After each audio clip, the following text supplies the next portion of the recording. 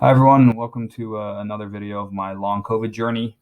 Today I want to talk about my diagnosis, my current symptoms, and what tests I had to do to get to this diagnosis. I still see a lot of people on these Facebook groups commenting about these similar symptoms, and I wanted to explain what I went through and what tests I got done so that you can get the same tests done and hopefully get an answer that way as well. So my current diagnosis is small fiber neuropathy. I will be undergoing IVIG treatment. IVIG is where they take donations from blood donations and they take the plasma out of it, they filter it and clean it, and then they give it to you through an IV. I'm going to have to do it 5 days a week for, I think, 4 days. So it's 1 week of treatment.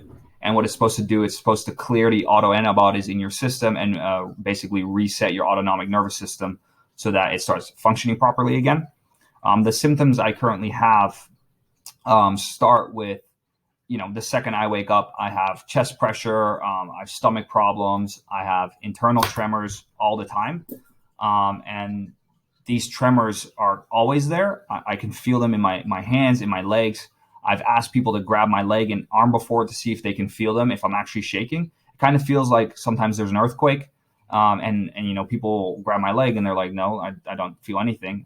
So it's really internal. I also have muscle twitches that are visible. So you can look at my calf or my thigh and it's just constantly pulsating. That kind of comes and goes, but the internal tremors are always there. I have a ton of issues with digestion. I've lost 60 pounds. I have enormous trouble with all kinds of foods. I've cut out everything. There's a lot of triggers: alcohol, caffeine, dairy, gluten I cut out for a while to see if that was causing it. I tried to cut out everything I could. All I eat now on a day-to-day basis is salmon, eggs, rice, chicken, sweet potatoes, asparagus, and almond milk with some healthy cereal if I can tolerate it for the day. But I've noticed that when I cut out trigger foods and sugars and caffeine and all that stuff, I feel a lot better. I'm never hungry really, so I have no appetite, but I force myself to eat. I used to eat about 3,000 to 4,000 calories a day. Now I'm lucky if I hit 1,800. My appetite's just gone. I also have an extreme issue controlling my own temperature. So I used to sleep with the AC on 68 with the window open and the fan on.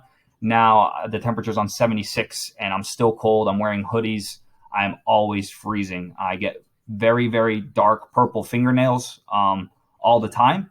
And they think it has something to do with the regulation of the oxygen flow in my body. And then I also have an extremely hard time controlling my heart rate. So for a normal person, your resting heart rate is between 60 and 80 beats per minute. So when you're at rest, it's between 60 and 80. For me, as the athlete that I was, my resting heart rate is around 40. So when I'm sitting down and awake, if I'm speaking like this, my heart rate's around 50, 55.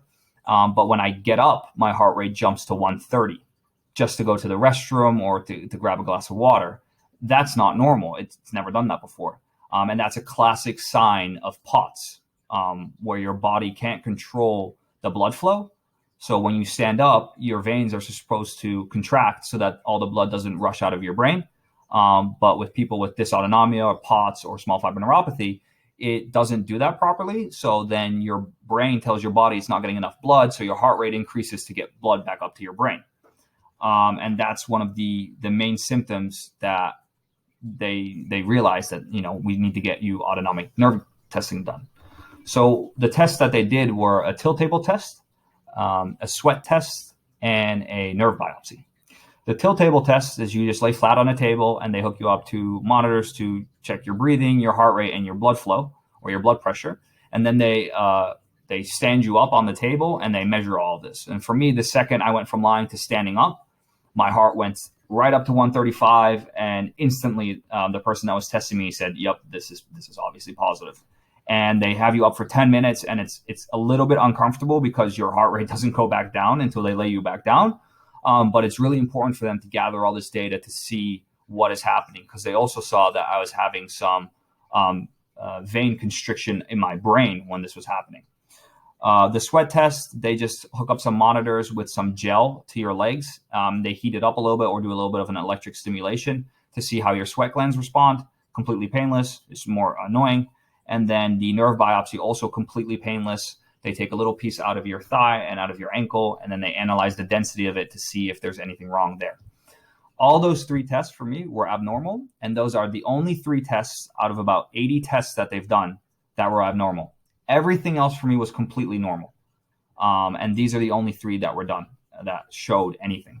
And this confirmed a small fiber neuropathy diagnosis.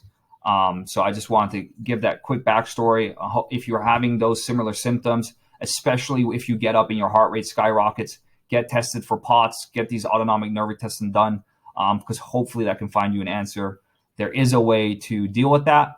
You increase your fluid intake, increase salty drinks, electrolytes, drink Gatorades, sugar-free I would recommend because sugar triggers me. And that way you can also wear like compression stockings for your legs to keep the blood flow up higher. And this is supposed to help with all of that. So get those tests done. If you have any questions, please put them below. I will respond as quickly as I can. But that's how I got to my diagnosis finally after a year. If only I had known that last January, I'd probably be a lot further in my recovery process. So like I said, if you have any questions, I'll answer them as quickly as I can. But get those tests done if those symptoms are similar.